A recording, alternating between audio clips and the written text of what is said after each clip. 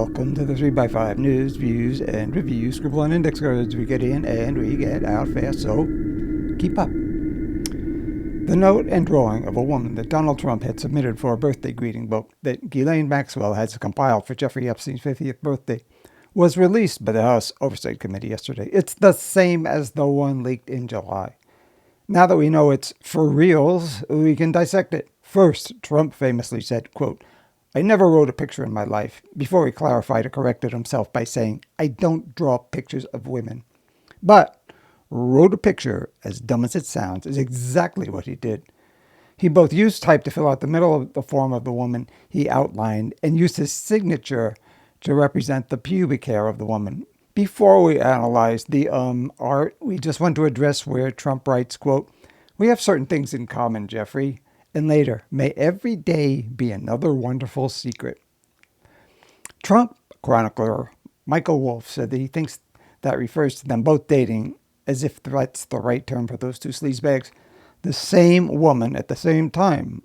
But the immediate inclination of most viewers to assume he was speaking about underage women, aka girls, might be closer to the truth when you take into account the image that Trump drew. Already, much mention has been made of the simple strokes that Trump used to depict the breasts as not fully formed, as on a girl. I wonder if they're meant to underscore the text above them. But that text, quote, "Yes, there is, but I won't tell you what it is," unquote, doesn't seem to stand out enough to warrant being highlighted. It's at this point that we must remark on the proper punctuation of the note, which suggests it was edited. Also, as Trump has claimed with some of his drawings which were created for auctions, an assistant might have drawn the form. If it was a woman, she might have underplayed the breasts. I mean, what, quote, "red-blooded," unquote, American man would reflexively draw breasts that were, if not large, full?